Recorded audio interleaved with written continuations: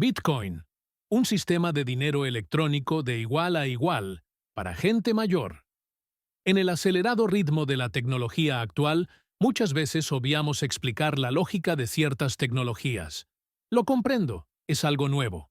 Así ha pasado en la historia con todas las cosas nuevas. Ya habrás escuchado los conceptos de Bitcoin, criptomonedas, dinero digital, tokens y un largo etcétera. Mucha gente habla de esto, pero tú no entiendes nada de lo que te están hablando. Vamos a explicártelo. Tú ya has pasado por crisis financieras mundiales. No es algo que te cuenten, pero quiero enfocarme en una en particular. La famosa crisis de las subprimes o crisis hipotecaria de Estados Unidos. ¿Te acuerdas? En el 2008, después de que muchas instituciones financieras concedieron créditos hipotecarios sin garantías suficientes, el mercado de los bienes raíces entró en una euforia. La burbuja se reventó y los deudores dejaron de pagar sus créditos. Como consecuencia, vimos la debacle de muchos bancos de inversión y enormes instituciones financieras. Y por supuesto, como ya es normal, el gobierno de los Estados Unidos rescató a estas empresas. ¿Cómo? Pues imprimiendo más dinero, generando más inflación y descontento entre la población. En particular, una persona que usaba el seudónimo de Satoshi Nakamoto, descontento por las acciones del gobierno, comenzó una discusión del tema de las crisis financieras en un foro de criptografía. El resultado fue la publicación de un documento de 9 páginas al que tituló Bitcoin, a Peer-to-Peer Electronic Cash System. Pero, ¿por qué tanta euforia? ¿De qué se trataba eso? Esta persona le estaba declarando la guerra a los bancos centrales de todo el mundo y sobre todo al dólar. Antes de entrar en materia, debemos saber claramente qué es el dólar, qué es el peso mexicano o qué es el yen japonés. Obviamente sabemos que son divisas o dinero. Pero cuando yo le pregunto a las personas, ¿qué le da valor al dólar? ¿O qué respalda a los pesos mexicanos que tienes en tu cartera? Me encuentro con las respuestas más disparatadas e inverosímiles. Lo más común es que piensan que está respaldado por reservas de oro. Pero basta con buscar en Internet Richard Nixon Bretton Woods para darte cuenta que eso lleva más de 50 años de no ser cierto. Hoy todas las divisas del mundo son fiduciarias, es decir, que basan su valor en la confianza. La confianza que se tiene en que el gobierno emisor de la divisa puede pagar sus deudas. Es decir, cada vez que un gobierno necesita dinero, pide préstamos o emite divisas pensando que puede pagar esa deuda recuperando las divisas que emite a través de impuestos o servicios que presta a la población. Pero antes de adentrarnos en el Bitcoin, tenemos que saber algo más importante. Todas las divisas que conoces tienen un ámbito, es decir, un lugar donde se emiten y se usan como pago. Si estás en Estados Unidos, usarás dólares. Si estás en México, usarás pesos. Si estás en Japón, usarás yenes. Pero, ¿cuál es el ámbito del Bitcoin? Pues una blockchain. Primero debemos saber qué es una blockchain o cadena de bloques para saber qué es el Bitcoin. Una cadena de bloques es un gran libro contable que contiene todas las transacciones que los usuarios de Bitcoin han hecho desde el principio de su creación y hasta el momento. Pedro le paga a María un Bitcoin, Juan le paga a Pablo 2 Bitcoins, etc. En este libro podemos saber el saldo de todos los usuarios de Bitcoin en cualquier momento. Podría parecer inmanejable, ¿verdad? Pues no, esto se hace muy sencillo con la criptografía, y vamos a explicar cómo. La criptografía es un método para cifrar un mensaje mediante un algoritmo matemático, de tal manera que es incomprensible para cualquier persona no autorizada, y solo puede ser descifrado si se sabe qué algoritmo matemático se utilizó para cifrarlo. No importa de qué tamaño es el mensaje, la cadena de caracteres resultante siempre va a tener el mismo número de caracteres, 64 en nuestro caso. Cada vez que se van añadiendo nuevas transacciones al libro mayor, se hace en forma de bloques. Por eso se llama cadena de bloques. Cada bloque va a contener su número secuencial, un número llamado nonce, todas las transacciones y el hash o cifrado del bloque anterior. Entonces toda esta información se cifra en 64 caracteres con el algoritmo matemático y se obtiene el hash o cifrado de este bloque, y este hash o cifrado se envía al siguiente bloque. Y recuerda, no importa si son miles de transacciones o una transacción en el bloque, estas se van a cifrar en 64 caracteres, ni más ni menos. ¿Entendiste el efecto de cadena?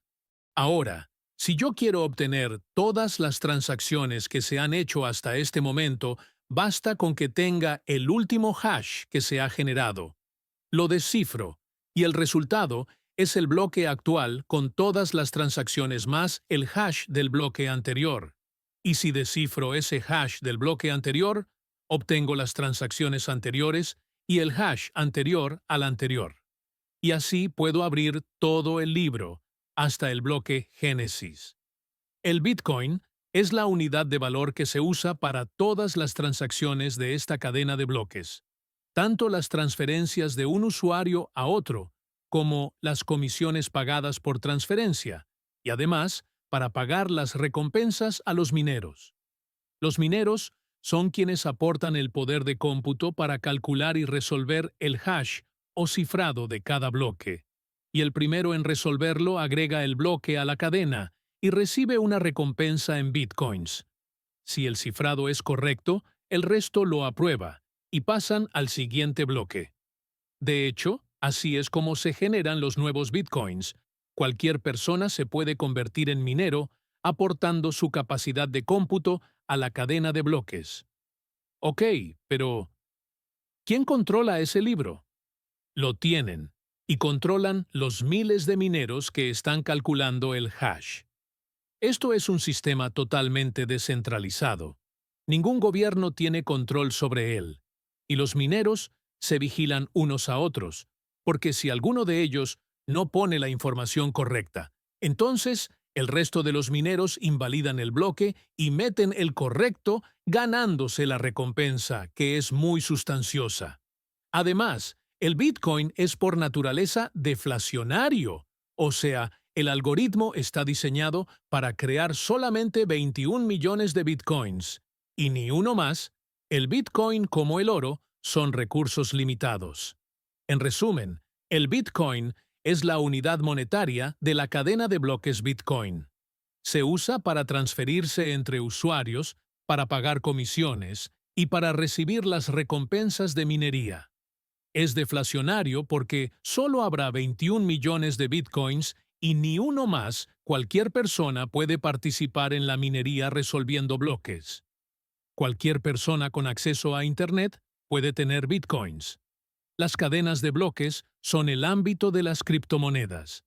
Sí, porque no solo existe el Bitcoin como criptomoneda, hay otras criptomonedas con sus cadenas de bloques. Para que exista una criptomoneda, debe haber una cadena de bloques que sea su ámbito.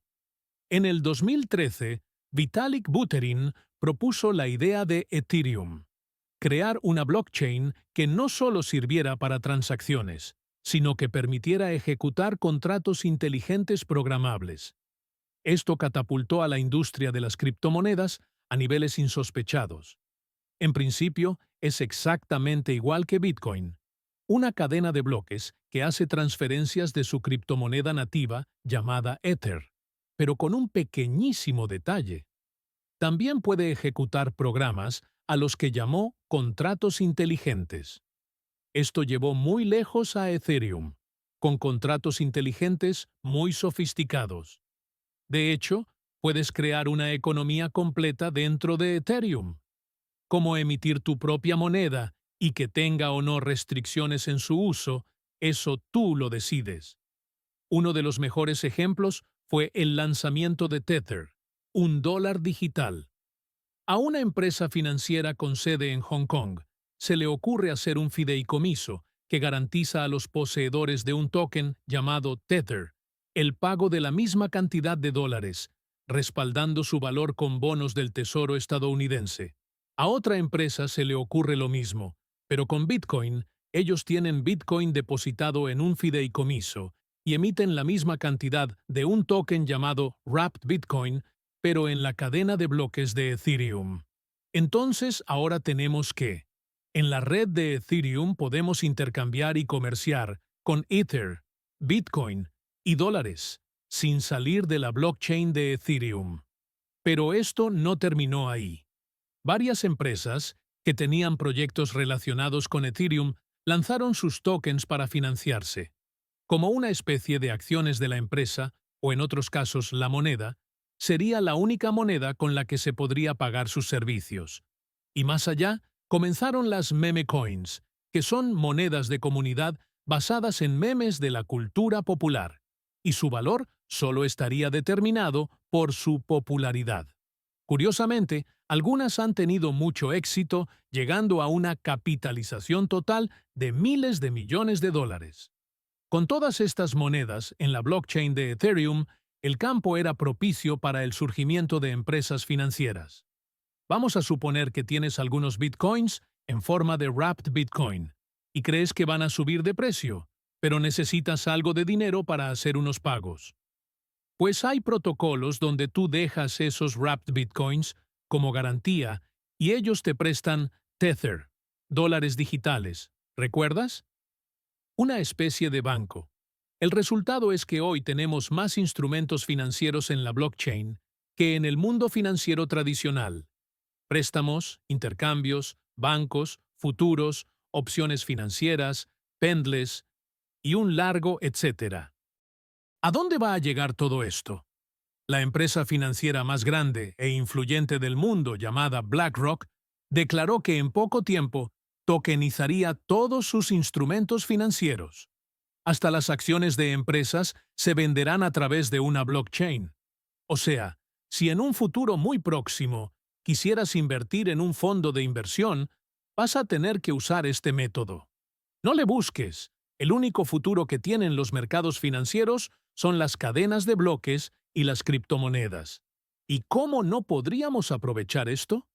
Somos un grupo de operadores financieros con más de 35 años de experiencia. Ahora con las criptomonedas podemos ofrecerte rendimientos superiores al 100% anual, en dólares y sin ningún riesgo de pérdida. Llámanos y concerta una cita. Así te puedo explicar cómo funciona esta inversión. O sigue con tu fondo de inversión, donde puedes perder poco o ganar casi nada.